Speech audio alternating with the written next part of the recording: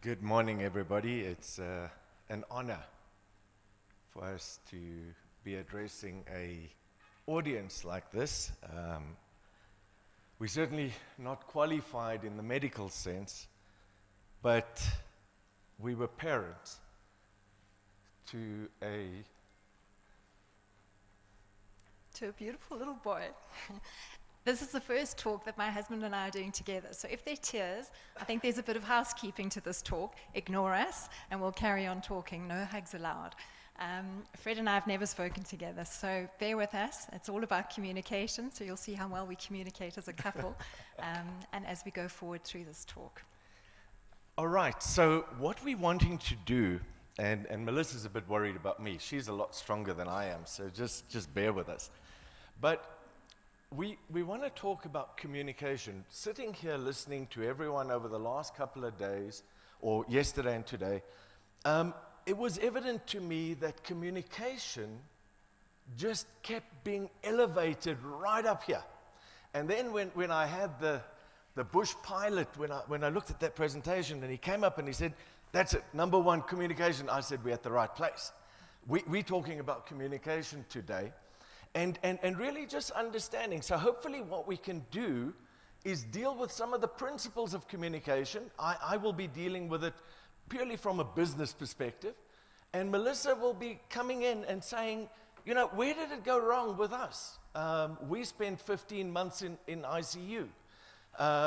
We were sitting next to our boy's bed every day. In fact, for 15 months, I think we were away for 4 days that we weren't there. And so maybe we have an insight which is maybe a little bit different. But what we've decided as parents is to turn our experience positive and to turn our son's legacy into something that other people can learn for. And hopefully other parents don't have to go through some of the challenges that we went through. How do you drive this thing? Die groot knoppie. Try this one. Okay, I think I got the wrong one. Which one is that? Okay. All right, just to start off, let's just look at knowledge, because I think, you know, we're talking about the power of knowing.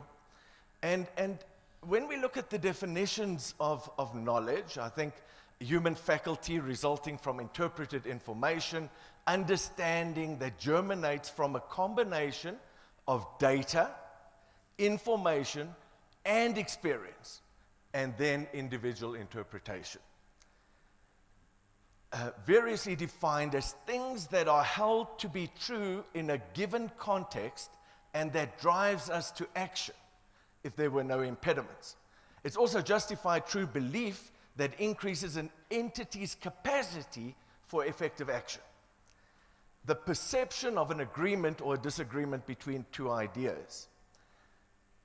The most important thing to understand is that all knowledge has its origins in perception.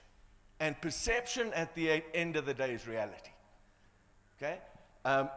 You know, statistically, we all have one testicle and one breast. You got that? The reality is that it is irrelevant in how we understand life and who we are. So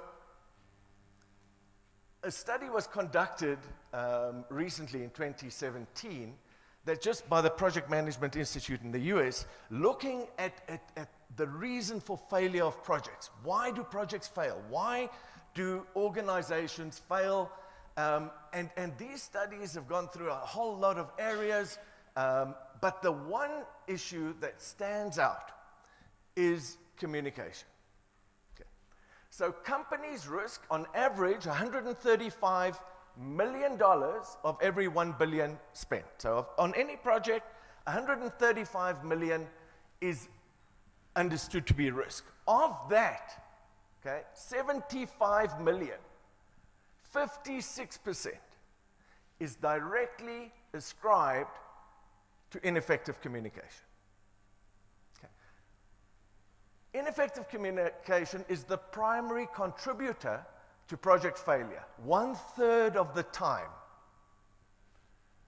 and has a negative impact on project success more than half of the time.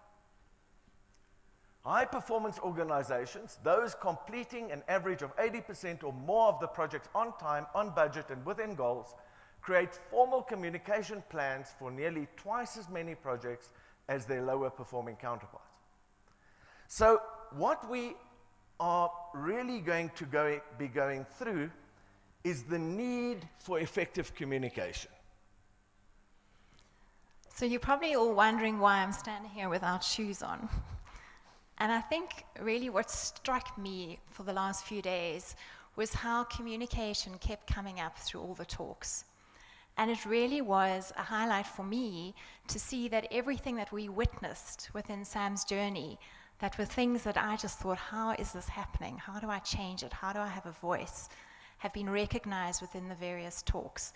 So I just thought, let me take my shoes off, and I want you all to take your shoes off. Sorry about the smelly toes. But just feel the carpet under your feet. You had knowledge that I probably had some shoes on, bright colors. I often wear bright colors because I want to remember Sam with bright colors. So the knowledge is things that we learn, and the communication we learn from our backgrounds, from our culture, from everything that we are. It's intrinsic within us. By taking your shoes off, you become grounded. You become aware of your senses. You become aware of you. And I think it was the pilot who mentioned both culture and senses. And these are things, so sometimes, yes, we need a framework of knowledge, but we need to trust our gut. We need to trust our instincts. And sometimes that knowledge needs to just slowly fade away as we get grounded, as we communicate, as we become human. Melissa just told me she was going to take her shoes off. I didn't know I had to take them off as well. But, I think we talk about communication and we understand that 80% of our communication is nonverbal. Okay? 20% is what is verbal. And then we wonder why we get a gut feel. And we kind of take that gut feel and we put it down into the realm of shooby-doo-wah. When in fact, that is how we communicate. And I think in our communication, you will see as we go through where the challenges that we have. So what we've looked at is a classical communication model, and what we'll hopefully go through each of these and just apply the principles. So I'm not going to bore you too much with all the theory, and then we'll just kind of go and say, okay, where did this go wrong? How did we experience it? And hopefully from that, we can ensure that doesn't happen again. So anticipation. Mandy spoke earlier and said, it's all about anticipation. Anticipating what does your patient, the parent, what do they want to know? In business, anticipating where the market is going, anticipating what in crisis communication. I don't know if you watched the guy from Enterprise, the CEO of Tiger Brands, and I know I'm very often in that same position in the press. But the problem was, the anticipated need of the public was not to say there was no link between listeriosis and death. The anticipated need of the public was two things. Apologize and tell us what you're going to do to ensure that this never happens again. Nothing else. No one really wants to get into the technicalities. They want to just hear. And that is a principle that is so important. The ability to identify future trends before they happen, act on them before the competition does, perhaps the most important missing competency in business. And that, at the end of the day, is probably the most important lesson that you can learn. And how do you do that? Very simply by playing out scenarios and putting yourself in that position. As a consumer, when you are going out and speaking about your polony, the important thing is, what would you want to know? If you were the consumer, What exactly is that message? So perhaps a little bit about Sam's journey. Some of you are familiar, some of you aren't. Sam died 18 months ago on the 22nd of July 2016 from sepsis. He has been gone now longer than he was alive. Sam was born on the 9th of April 2015. And for us, I think anticipate is something here that just wasn't done in our scenario. I knew something was wrong. I'd never been pregnant before. And yet, when I had my doctor's visits and gynae visits, and they would say, how's Sam's movement? We always knew his name was Samuel, or I did. And I just said, I'm not really having any movement. Not a problem. He's probably just positioned in a funny way. And I really became a bit paranoid. But again, and I always say to parents and to doctors, listen to parents. My gut told me something was wrong. And nothing I was reading in the books described what I was feeling, but I just knew something was wrong. So I went for scans, I probably went for weekly scans. Goodness knows what damage that did. And that's the parents' guilt. But we were cleared for our 28-week scan, and we went to Cape Town. And it was for my birthday. Fred was running to Oceans, and a friend was getting married. And after my birthday, I had terrible heartburn, and Fred just said, I'm sure it was the spag bowl that you ate, spaghetti bolognese for those that are overseas. But it really wasn't, and I ended up in emergency, and they could see that something was seriously wrong. So Easter weekend, I literally spent lying down in hospital, and Fred went ahead. I said, go and run the 2 Oceans. And they cleared us from the hospital a few days later. We got to Joburg. It was probably the worst 2-hour flight. And sometimes I really wish we'd stayed in Cape Town because that's where we got the best care at the end of the day. And we had our first prenatal class, and we didn't even make the front door of the class. The maternity lady looked at me and said, get straight to hospital. And that was the first time they picked up edema, which had started in his head, and then by the next morning had gone into his stomach. And literally, we found ourselves a few hours later having an emergency Caesar. And I didn't even know what that was. I hadn't really got to that part in the book yet. So anticipation is so important because at that point, as soon as we were there, the doctors knew something was wrong. And I always now say to mums, and I say to various organizations that I work with, when you have your prenatal classes and tours, don't just go, that's the NICU. Stop. Take the parents in. And I know you might think, we don't want to depress pregnant mothers. But really, as parents, we can handle the bad news. It's just how you tell us. And I think empathy is a word that kept coming up. So rather prepare us. Rather say these are the scenarios. Scenarios are so key. And if it is the worst possible scenario, to be prepared for that scenario really helps one to get through it. The next strategy in having an effective communication strategy is understanding stakeholders. Now, in business, it's very easy. We've got investors, we've got government, we've got customers, we've got employees' families, and we've got partners. It's so important that when you are looking at implementing a strategy, when you're looking at changing course, or when you look at crisis communication, that you understand who are the stakeholders, okay? The support system, when you have a child in hospital, you have parents with them. They're part of it. They're as much part of your treatment as what the child is.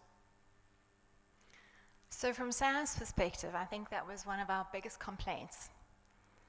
The unit that we started in Johannesburg didn't, to me, understand the concept of a team. And I come from a background where I've led teams from a marketing and sales perspective, and I've always found when I've tried to be the leader and not engage my team, we've really gone backwards rather than forwards. And for 8 hours a day, for 13 and a half months, we stayed in Johannesburg, and I sat at his bedside and I watched.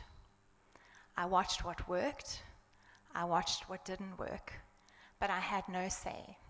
I had no voice. I had no input. And really for us, what is critical going forward, and we've now formed a trust footprints for Sam, is to engage parents, to engage healthcare professionals, to understand what stakeholders are and how important they are in that journey in healthcare. And the parent and the family, and especially the child, I'm always talking from a pediatric standpoint, is critical to everything you do. They are the main stakeholder. Every decision you make is for the patient. It's not about profit. It's not about bed occupancy. It's not about burden of care. It's about the child first. It's about the parents. Always engage with them first, and you'll see a diagram that we've done later, which has the patient in the middle. And I think, again, as you're working in your operating theatres, as you're working in the emergency theatres, wherever you are, consciously take your shoes off, not literally, ground yourselves, and remember the patient. And also in terms of that stakeholder scenario, sometimes somebody mentioned it earlier, it doesn't always have to be doctor-led. Think of your MDT team and think who's got to be a part of that. And you don't always have to have a separate meeting and then bring in the parents. Engage them from the beginning. And I promise you, I haven't measured it. I know doctors like to have things measured, as do all healthcare professionals. But I guarantee that your medico-legal bills will come down. Because if I've been engaged, if Fred's been engaged from the beginning, we're not going to sue you because we were party to that decision. We were considered. We were asked. We had a voice. The message, it's important that you understand what exactly is the message. Now, we spend an enormous amount of time on every other aspect of what we do, and communication just happens, okay? So everything else has to happen, but we relegate communication down to it'll happen. The most important component of your relationship with the client, with my relationship with the market, with my relationship with the union, with my relationship with my investors, with my relationship with my consumers, is understanding that message that I need to communicate to them. And communication ultimately, and that message can mean the difference between a medical legal claim or bad publicity or whatever it may be, or an understanding community. If Enterprise had come out when they first identified it and said, listen, we put our hand up, we've picked something up, here's our plan, this is how we're managing it, that's it. Look around yourself. Look at the messages that are being sent out daily. Look at the politicians. Look how angry you get at them for how badly wrong they get their messaging. That same principle applies to you when you're communicating. And that's why when you look at messaging, there's certain points that you need to follow. A clear, concise, concrete, correct, coherent, complete, and courteous message, tailored for that stakeholder. That will ultimately get you to a position where people will engage. They might not be happy with the message. They might not be. Don't believe that if you put a message out, everyone has to be happy with it. Getting a message that my son had just been in an operation that had been botched, I suppose is the only word that I can say, is never nice. Understanding why it went wrong and that it can go wrong because doctors are just human, and a recognition that it went wrong would solve the problem for me. But not getting it would immediately put me in a position, and I think it's important that the message might be coming from you, but today there are too many other carriers of message. As parents, we sat in that ward for 13 and a half months. We heard the nurses talk. We heard other doctors talk. We were in the canteen. We heard the stories. We were in Melissa was in the expressing room. I was only allowed in there at times. When I was alone. We heard those messages. And then when a message comes which does not align then all credibility goes. So from Sam's standpoint, as Fred has indicated, we had so many conflicting messages. And I think the key is, and we'll get into later with the framework, is you need to have a plan. And that communication needs to be direct, it needs to be considered, but above all, in healthcare, it needs to be empathetic. And just a few examples of non-empathetic replies we had. There's so many, I don't know where to start, but particularly one that stands out for me. Sam had gone through a particularly bad time, and he really did. I mean, he was on ventilation his entire life, and on an ET tube, believe it or not, glad you're all sitting down, for 13 and a half months. Yeah. So, you know, we weren't given options, risks, benefits, all those things that I now know about because I've studied palliative medicine, just weren't there. And as a parent, my gut just again said to me, this is wrong. I need to be spoken to. I need to be talked to. We need to know what's going on. We need to know what the plan is for Sam. And one particular day, he'd had a really bad day. And the doctor had spent some time with him, not that much really. And when I called him back and I said, something is seriously wrong, and he looked at me and said, do you know how many people have walked out of my waiting room because of the time I've spent with Sam?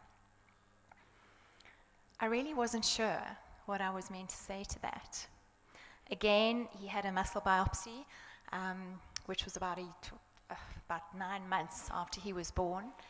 And we just asked them, what do you think the results of the biopsy were? Have you got any feedback? And they didn't really give us much feedback. And then I asked the doctor again when I was with Sam, and he turned around and said to me, just know that your son will always be on a ventilator and he will never walk again. There was no, and all of you who know about Breaking Bad news and all those steps, I often say you don't have to go through the steps, just be empathetic.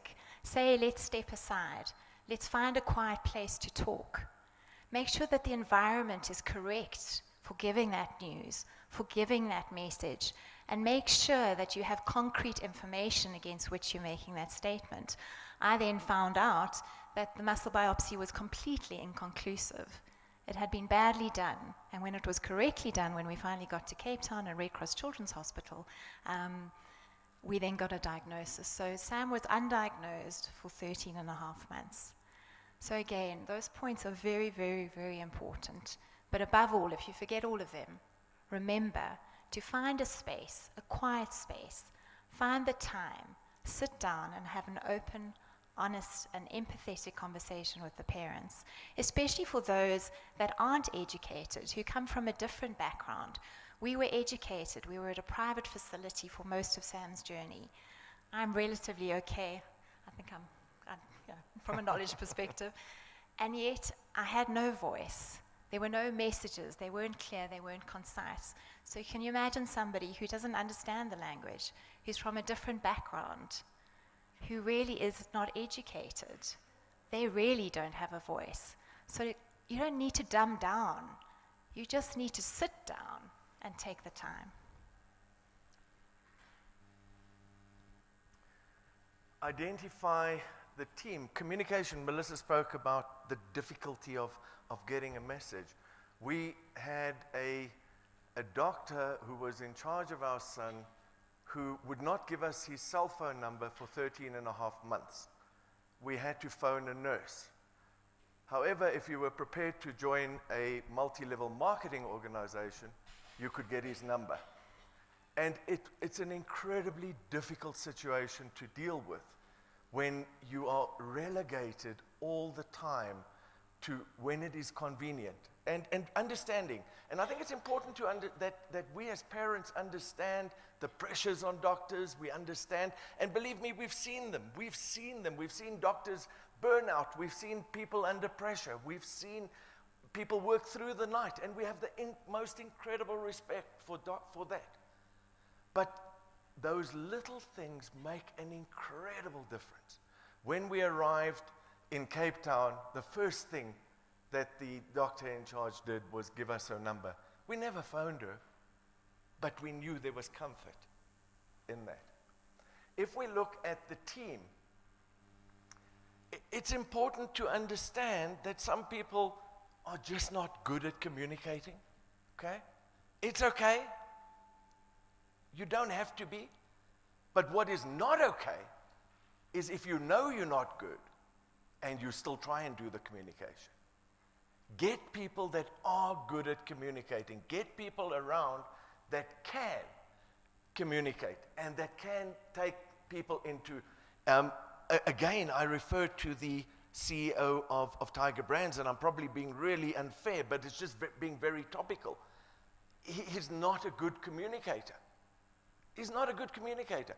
He would have done better to have put a spokesperson out at this point in time, because the delivering the message is as important, and we'll get to that, as what the message is itself. And then you look at who will talk. What will they say? When, how often, why, and where we will communicate. And that is a critical component.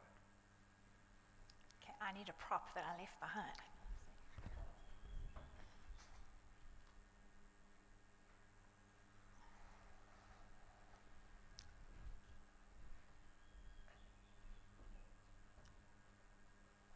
So I think who will talk and how they talk is so key. So maybe just to set the scenario a bit better for those that don't know. So we were in Johannesburg for 13 and a half months, and we finally got Sam transferred to Cape Town. Really because there was no plan, there was no team. And we were desperate to be a part of what our son's journey was going to be. And I'll talk a bit more about that later. But how you say things, and I talked about the empathy, and when you say it is so important. And I think what stands out for me in that year is that nobody sat down and talked to us about what was happening with Sam and what were the options. And when we finally managed to get a second team to come from Cape Town, and the one doctor said, "Why are they bringing a nurse?" Well, this amazing nurse, Andrew spoke about her yesterday, was Sister Jane Booth. And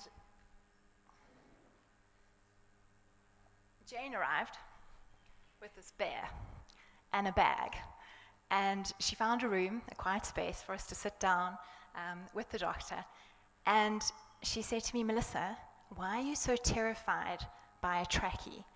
And I said, "Well, because we were told that Sam would die. A trachea was not an option. So it terrifies me because I have to trust what I've been told." So she bought this beautiful bear, and she said, "Right, let me show you what a trachea is." And literally, can't see, but pulled out this little thing. And with that, my heart broke. Our son, for 13 and a half months, had had an ET tube. It had delayed every critical milestone. I didn't see his face for 13 and a half months. And all of these things could have been different had we had a trachea. And up until then, nurses have said to me too, I remember specifically, "Melissa, you really need to look at having a trachea." And I said, "The doctor said he will die." And that'll be guilt with me for the rest of my life, that I didn't take the time to find out about Jane. So all I can implore to all of you is your team isn't a stagnant team. I really believe healthcare needs to be a relay of excellence, where when your job is done, it's done. It's not a failure. You need to hand over the baton to the next expert, the next professional. These gentlemen were amazing neonatologists, however, and I'll always be grateful that they saved Sam's life, that we got to know him. But when it was recognized that he had a rare condition, a chronic condition, there were other experts that would have done better, and I believe could have saved our son's life. Just on the whole issue of communication, when we had, in the first year, we had one meeting with a team, and the second meeting we were uninvited from. I'll never forget, I was at Sam's bedside and the physio couldn't look me in the eye, and I said to her, "What's wrong?" And she said, "I don't quite know what to say to you." So I said, "What?" She said, "No, your team meeting that you called." I said, "Yes." She said, "Well, you've been uninvited." And I said, "What?" She said, "No, the doctors have decided they all need to be on the same or on the same kind of level, and then they'll tell you what the plan is for Sam."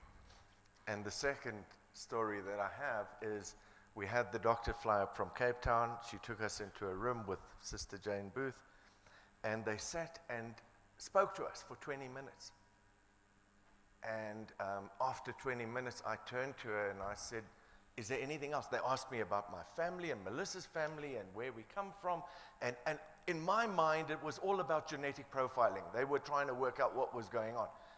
And I said to her, what are you trying to, and she said, no, if we're going to treat you, we'd like to understand who you are. And with that, we both cried. Because for that length of time, nobody had asked who we were, what our dreams were, what our hopes were for our child. And here were two strangers who asked the questions that nobody else had bothered to ask. And I think just the last thing on teams is remember that the team is bigger than just the healthcare team. Our incredible support team were other parents, were the cleaning staff. They were amazing. Their empathy was amazing. The security guards, as I arrived each day, offered to help me because the bags, I used to have so many bags. Eventually, I think you got me one with wheels. And he would offer to help. And the waitering staff, we got to know the menu off by heart. But when Sam was being transferred from Joburg to Cape Town, they all said, you cannot go without us meeting Sam. And they all traipsed into the ICU, much to everybody's horror. And literally 20 people came to wave at Sam to say goodbye. A couple of guidelines in dealing with that. Identified the desired outcome. That's the key. Understand what do you want out of this communication. Speak clearly and concisely. Consider tone and body language. It's all about tone and body language, ladies and gentlemen. It is all about empathy. It's all about engaging. It's all about just letting someone feel that, you know what, you're not stealing 5 minutes of their precious time that they're going to build to someone else. We actually see you as a parent, we see you as a patient, and we feel with you. Remembering that our son was everything to us. It's all we had. Identify potential barriers. Religion. Maybe you want to talk. So, I believe in God. I had 100% faith that Sam would be healed. And he wasn't. And other Christians are awful and will say, well, he's in a better place. Slap. You really must hate God now. Slap. And, it is a journey. It's a journey of faith. It's a journey of knowledge. It's a journey of understanding. It's a journey of heartbreak. But it doesn't mean I don't believe. And my faith was intrinsic to getting me through each and every single day. And yet, many of the healthcare professionals kind of dissed it and just said, she's that woman. She's just waiting for a miracle. And yes, every parent hopes and prays for a miracle. But it's not about religion. It's not about what we believe in. It's about, really, hope and purpose and having a dream. And I think the one message I can say from a communication perspective is never say, we can do nothing more. Because even if it means that your child is dying, you can hold my hand. You can sit with me, or make sure somebody else is available. Because at the end of the day, if your child is dying as a parent, you know. If the child is old enough, they know. Yeah, and those barriers are important because faith is important to people, understanding how they impact. Check for understanding. When you've conveyed your message, do people actually understand what you've just said? Can they internalize what you said, or do you need to give them some time to be able to deal with it before you come back and say, do you understand? Those are critical elements of effective communication. It's not about words. It's about communicating in order to manage risk. There's a value to it. It's not only the soft stuff. We've become a society where, whether it's in accounting or whether it's in banking or whether it's in medicine or in law, we've got to dehumanize it. We've got to take emotions out. We're emotional beings. We're human beings. Putting the emotion in doesn't mean you're weak. Putting the emotion in means you're strong. And feedback.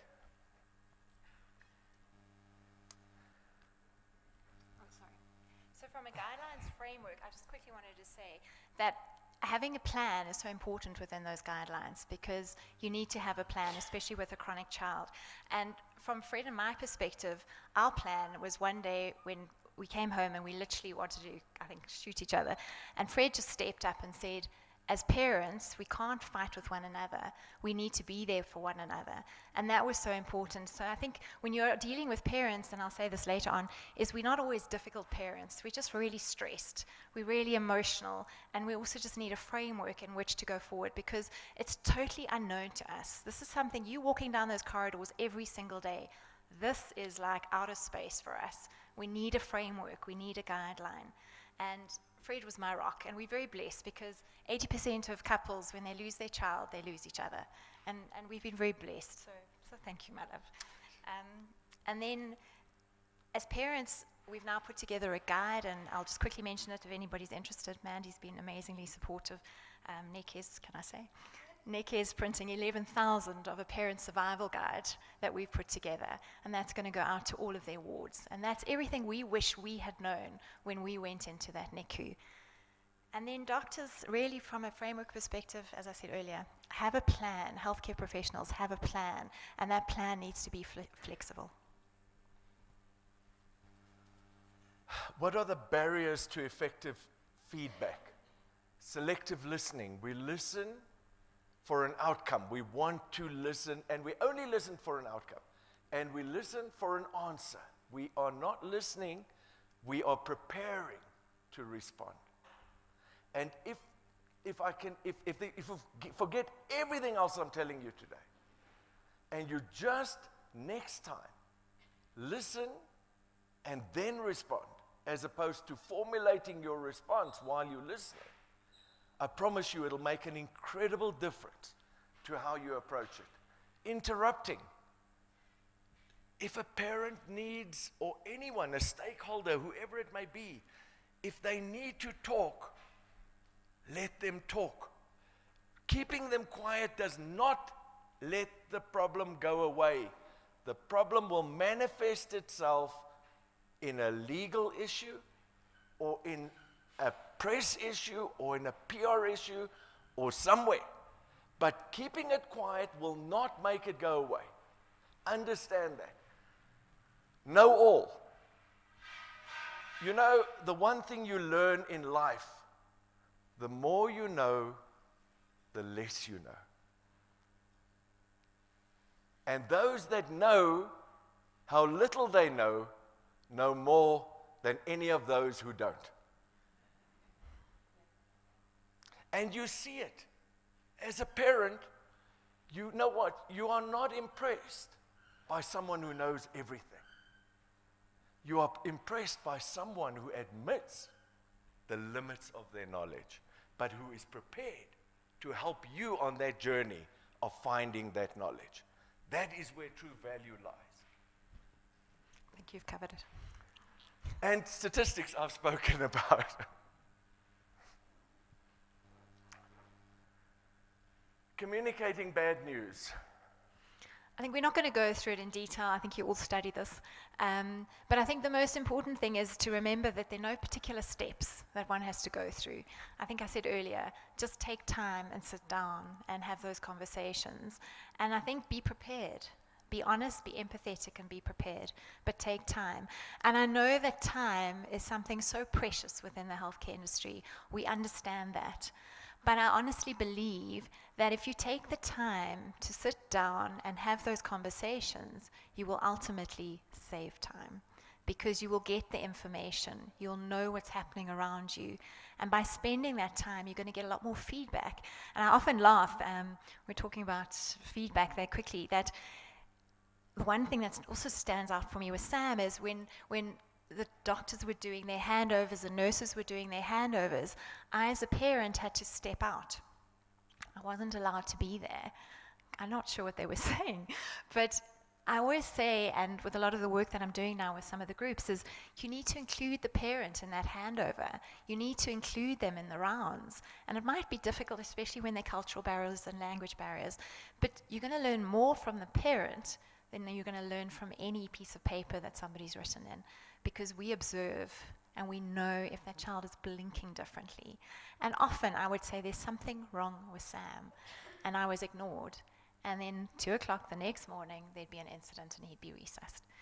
And I would say, I could see there was a pattern developing. Every 5 to 7 weeks, his ET tube would start getting clogged, and there'd be a resus episode. And I said, can't we be proactive and change it every 6 to 7 weeks? And I was told it's not an elective procedure. But it's okay to be woken up at 2 o'clock and my son to go through all of that. So I think anticipate, communicate, feedback, be involved. I am hugely, I'm just filled with admiration with what everybody in this room does every single day. But I know that you can do it better if parents are walking alongside you, especially in pediatrics. Yeah, I think just an important thing from me as a father, don't set up meetings for 2 weeks' time and don't tell me what it's about. We can deal with issues. Maybe the details will come out there. If it's going to be bad news, tell me. We need to engage on some serious news. If not, if it's just a meeting, then tell me I just want a feedback meeting, because I lie awake all night thinking. And sometimes when you speculate about what it could be, I go home and I spend the night dealing. Sam had very often, we were given diagnoses for things that were all wrong in 13 and a half months. And Fred I literally had to ban him from Google. And it's a dangerous place to go as a parent. Sure. So if you do suspect something, sit us down and talk to us about it and go through it. And if you're wrong, say, I'm sorry. Come back and say, I'm sorry. Because often we'd be given, for once we were told it was nephrotic syndrome. We were sat down next to Sam and had a diagram drawn for us. And I said to the doctor, it doesn't match up. None of the symptoms match Sam. And yet they were insistent. And then the nephrotic specialist came around the next day and said, this child is not presenting with nephrotic syndrome. And then I think it took about 48 hours for us to be told that message. So again, that communication, closing that circle, continuously feeding back. And if x-rays are taken, if bloods are taken on a Friday, give the patient feedback immediately, not on the Monday, because you spend 48 hours really, really in a state of tension. Communication is about building trust. The relationship between a doctor and a patient is about trust. The communication between a company and their consumers is about trust. Trust is built up out of honesty, openness, communication on those levels. And trust builds. And I will challenge anyone who tells me that a physician or a doctor who has a relationship of trust with his patient will end up in a litigious situation. I cannot see it. Maybe I'm wrong, and I'm sure there are exceptions. But trust is central to any relationship. I think you all know we're not going to keep you too much longer. How much time have we? I know we're totally over. Okay, 2 minutes. I'm quickly going to shoot through the next 3 slides. Just go back quickly now. So the Samuel generation is really what we're advocating for in terms of healthcare, is to look at all the values and lessons that we've learned and just going back to what is it that those values need to be when we are looking after children. And you can see the most important thing there is the child in the center, and then making sure that we look at holistic care. So I studied palliative medicine last year, and it's not about palliative medicine. It's not about end of life. It's about quality of care for our patients and making sure we look at children and patients holistically. So the lessons, you've heard them through our talk, you've heard them through the last 2 days, but really just to quickly go through them. No man or woman is an island. Work together as a multidisciplinary team and make sure that the parents and the child, if age appropriate, are included.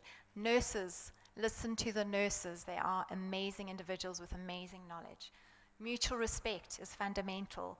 Questions are just questions. We're not mistrusting of you. We just want to ask those questions. Say honestly when you don't know and sorry. A lot of the families I work with now, they all say to me, without exception, we just wanted to hear the words, I'm sorry. So it's not failure, and it really just earns you respect when you say, I'm sorry. And as soon as there's a complex illness is recognized, bring in a palliative specialist or hand over that baton to the next specialist that may do something better. Empower parents and their siblings and other relevant family members. Talk, share, be open, and above all, empathetic. Dignity is key. This is about dignity of care. Parents and families, I said earlier, are not always difficult. We're just scared or we're distraught. And offer us hope, even if that is, and I hate the word good death, a beautiful death. And never stop learning, never stop listening. You get another chance. You get a do-over. As parents, we never ever will. And finally, if out of all of this you remember this, learn how to communicate well. Your words are written on our heart forever. Thank you. I'm sorry it was a bit long.